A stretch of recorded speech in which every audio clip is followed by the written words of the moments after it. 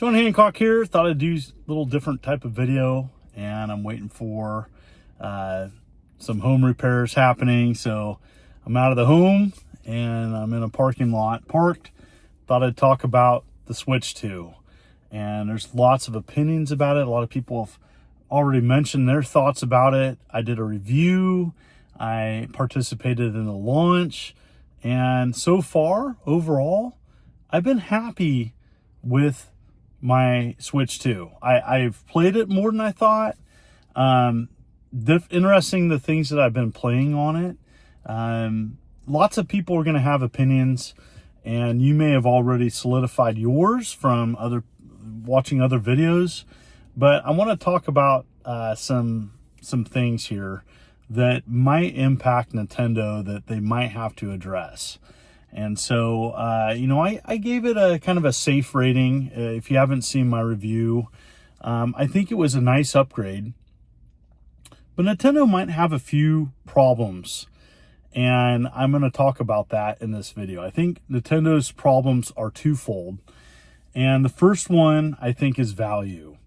And I was really thinking about this, talked to a lot of people. I've talked to a lot of collectors.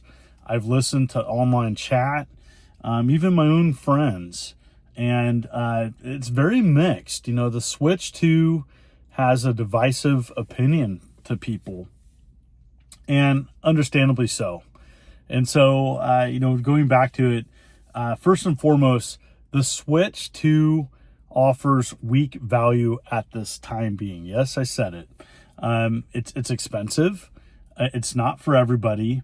And that's kind of where the problem lies, is I think people are looking at what Nintendo currently is offering with the Switch 2 and is kind of on the fence. For early adopters, hardcore Nintendo enthusiasts, social media people such as myself, I'm not in the mainstream. This is not addressing the mainstream problem of the Switch 2, but it's there. I think people are looking at the Switch 2, its release, compared even to the original Switch offerings. Mario Kart World is not Breath of the Wild. I think, let's just say it right there, is that, Breath of the Wild, when it came out, was very revolutionary for Nintendo. It offered a new kind of approach, something very key and important to know. And so Mario Kart World is like a safe follow-up. Now, it's been years since there was another Mario Kart, but there's a lot of people even bringing this in to my classroom at the end of the year. My students just recognize, is that Mario Kart, or is that something new? Like, it's harder to distinguish it, I think, if you're not really into the Nintendo universe, that it's something entirely new, that it's a lot better. I enjoy it. I enjoy Super Mario Kart World. I've played it more than previous Mario Kart games. I love the free roam mode in it. I've played that a lot more than I thought. I want to mention that. And I've appreciated my Switch 2. But I'm not mainstream. I'm not the general public.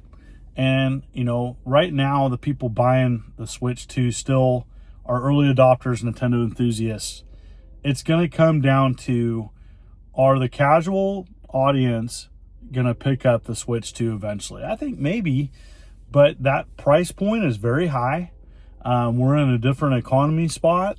There's a lot of uncertainty going on around the world, no matter what you have thoughts of. And that could definitely impact the Switch and its sales. I don't think it's going to sell as good as the Switch. I just don't. My prediction, without just gauging it, I think it's going to sell half. I think a target sales of the Switch 2 could be 75 million. Could be totally wrong. I was wrong about the Switch 1. I had concerns about it, and it did great. It's going to come down to games. The games aren't there yet. And Nintendo's going to be doing announcements for the holidays. You have Metroid 4 coming out this year. It's also coming out for Switch as well. So is that really going to drive sales? I did pre-order Donkey Kong Bonanza. I'm looking forward to that. I think that could be a good seller for them. And so I think a lot of people want a 3D Mario. I think that's definitely, it'll be interesting to see how well Donkey Kong Bonanza sells. I'm sure it'll do great. Nintendo first party stuff.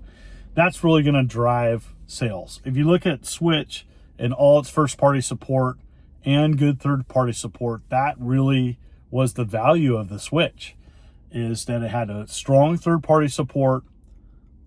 Third party support also sold well. We're going to get back to that in a second.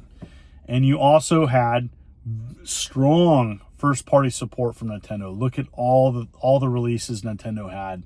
There's just some bangers in there. No matter Mario, Metroid, Zelda, Pokemon, you name it, it's in there. Splatoon, Animal Crossing. I mean, it's just huge support. RPGs, it had all types of genres covered. Now, Switch 2 lineup this year. You have Metroid 4. You have some other ones. You have Age of Calamity, I think. You have, I think I'm saying that right. You have a new Hyrulean Warriors game coming out. I'm saying that right. But, yeah, new Age of...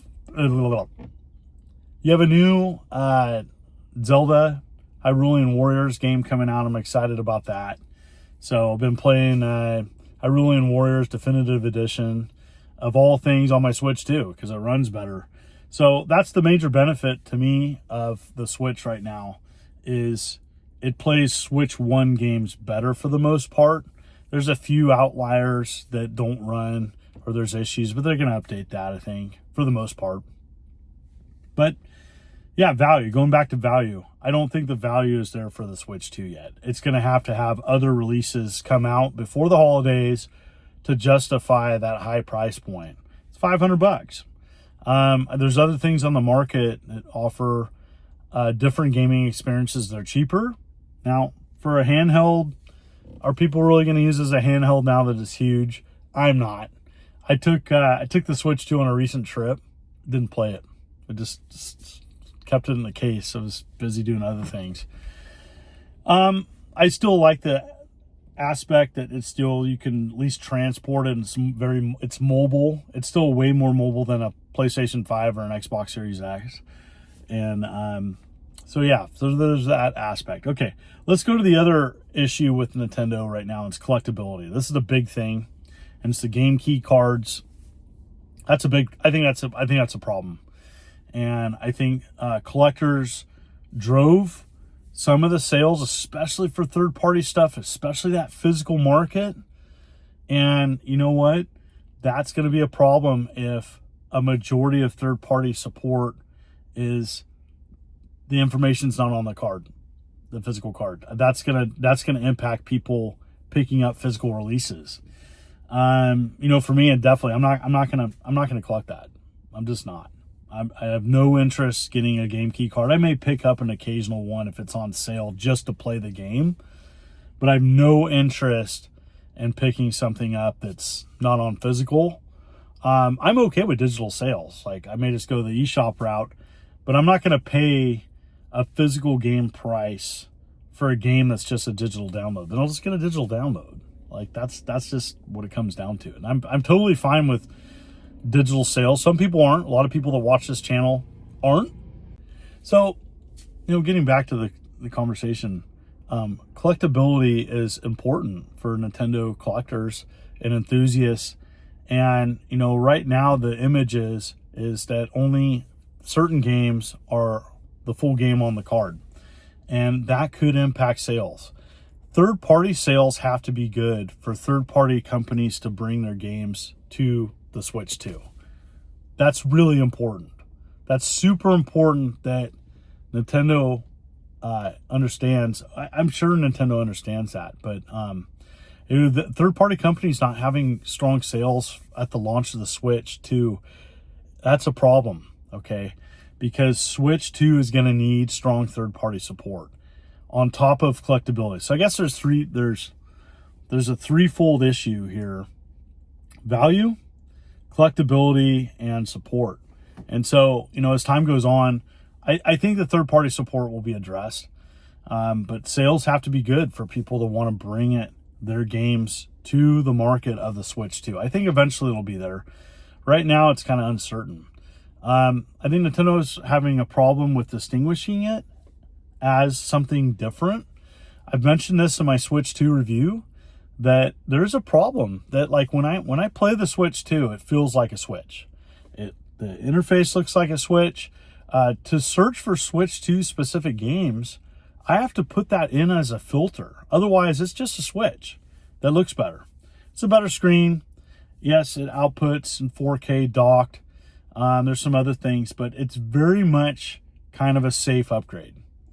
And for a lot of people out there, I think they look at it like that. It does things better, but it's a Switch. And even the name, Switch 2, they played it safe. They played it safe because the Switch was a huge success. Now, is this going to be like a Wii U?